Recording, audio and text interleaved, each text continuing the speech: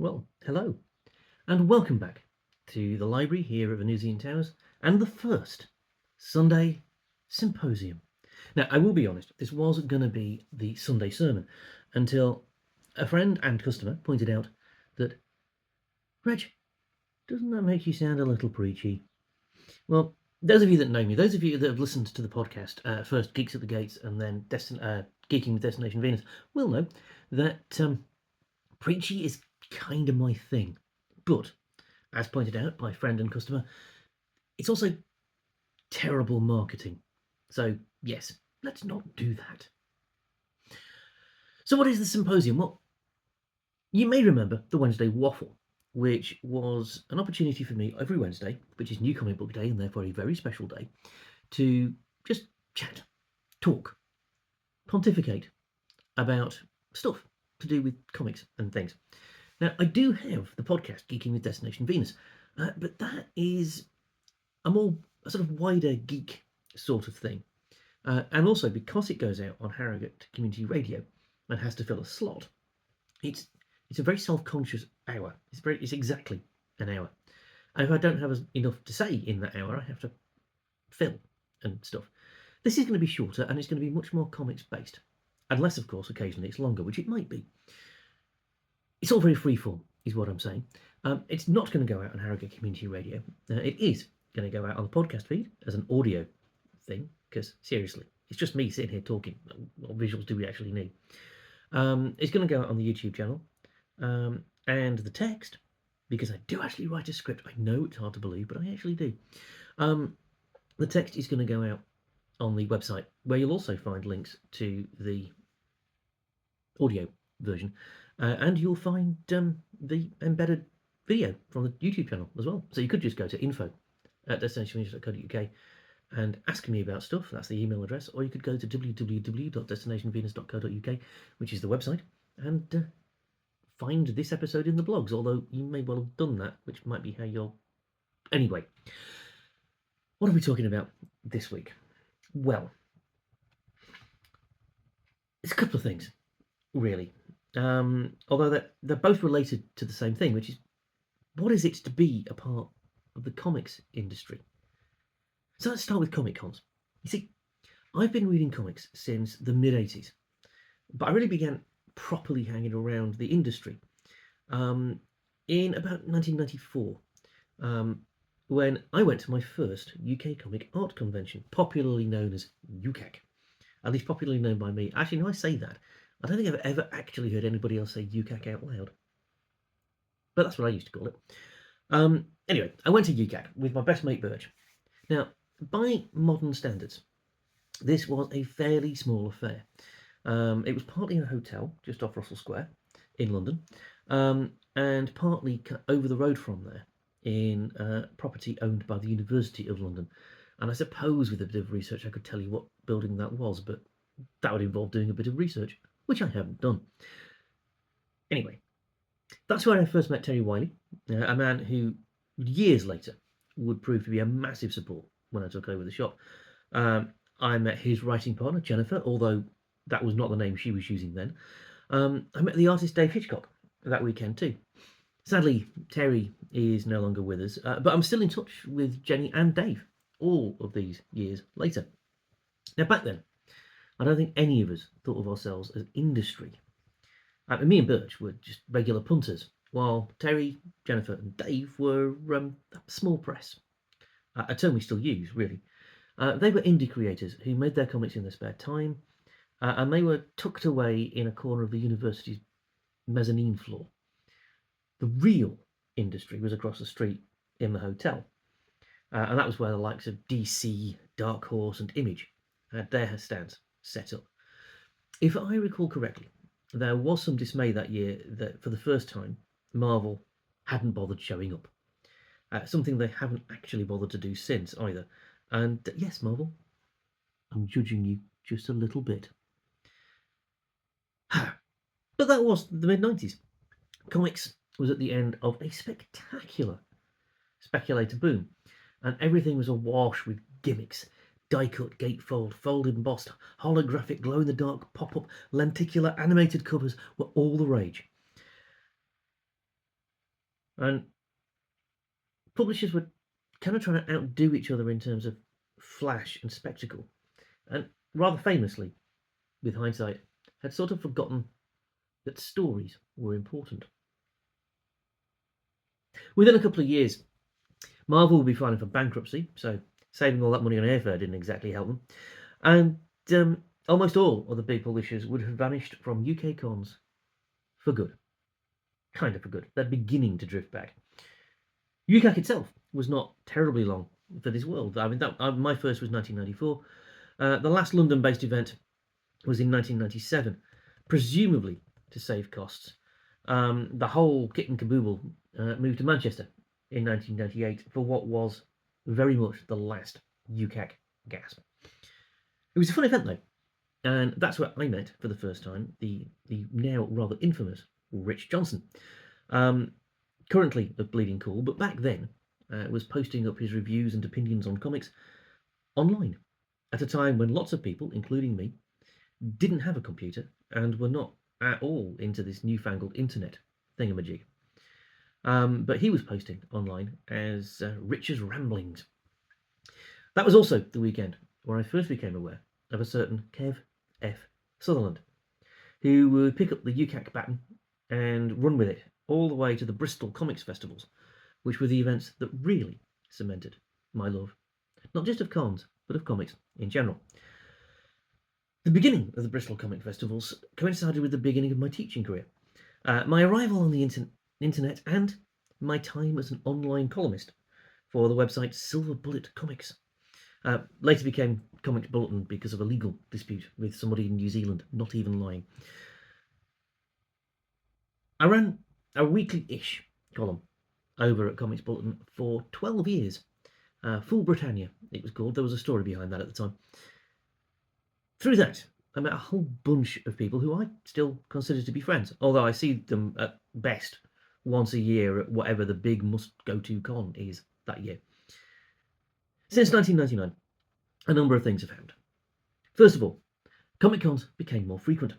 For a long time, UCAC and its Scottish counterpart in Glasgow were the only game in town. When Kev's Bristol festivals began, they were the only game in town. As the 2000s progressed, more cons sprang up, including a little upstart in Leeds called Thought Bubble. But in all that time, even after I took over the shop, I have never thought of myself as an industry insider. I knew industry insiders, I still do. Many reasonably well-known people in the industry know who I am. I once bought Joe Quesada, back when he was EIC of Marvel Comics, a pizza, for goodness sake. But I've always regarded myself as being on the outside, looking in, which is why it felt so weird last weekend when I was given an industry pass for last weekend's MCM Comic Con at the Excel Centre in London. For free. For actual free. I mean, seriously, it's like they wanted me there. Not gonna lie, it was a good feeling. More than that, I was invited to a retailer event, which included some announcements so exclusive we were not allowed to take pictures for social media. There were free drinks. Seriously, free beer at a Comic Con.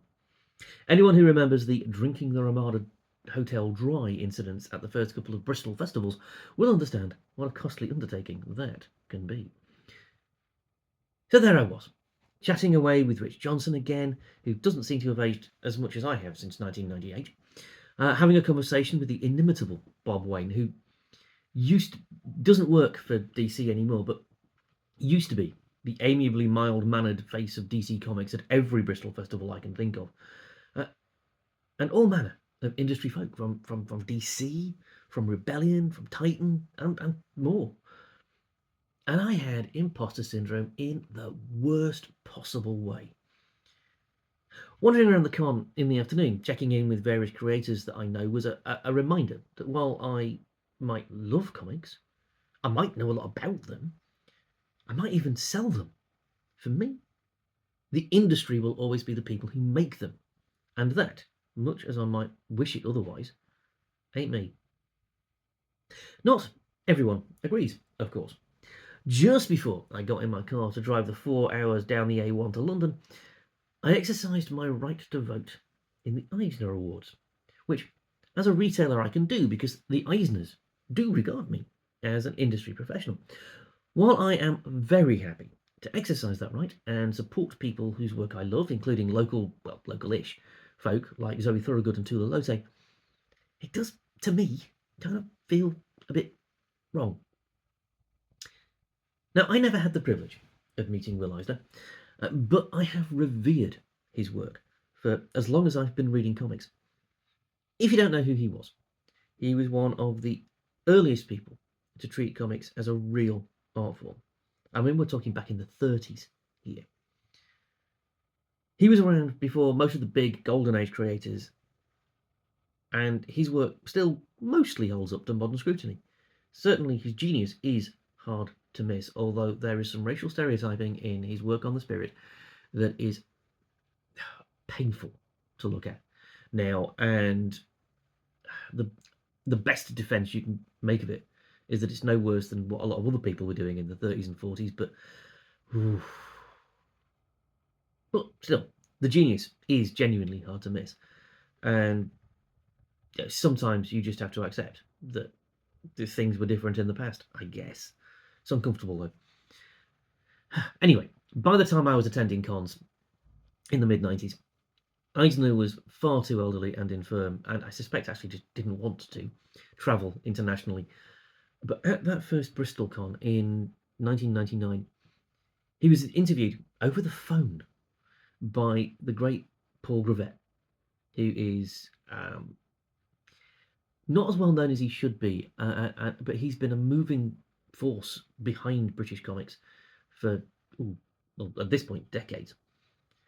And seriously, when I say over the phone, Gravett was sitting on a stage with an old-fashioned rotary landline phone that was plugged into the theatre's PA system.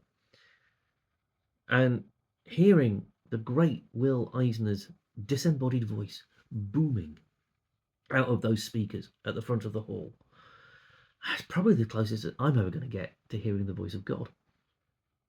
Anyway, Eisner was behind the establishment of the awards that bear his name, and to win an Eisner is about the highest accolade an Anglophone comics creator can achieve. And they give me a vote? I will never not find this incredible. But it was Rich Johnson who pointed out last weekend to me that it was Eisner himself who insisted that retailers should get a vote, because he pointed out it's retailers who interact with the readers every single day. We are the ones who know what actually sells and what people really like. People often buy stuff they decide they don't like after all. So sales figures, not really a perfect guide to popularity. People coming into the shop and moaning about stuff they bought and hated, much better. So that means that maybe, in spite of my imposter syndrome, maybe I am an industry insider after all. And honestly, why am I telling you this?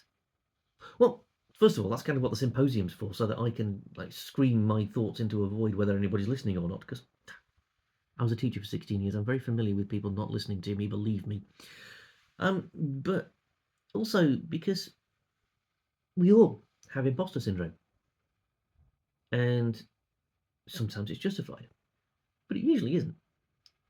And however on the outside looking in you think you are, it may well be that you are somebody that other people are looking at and thinking, they know what they're doing.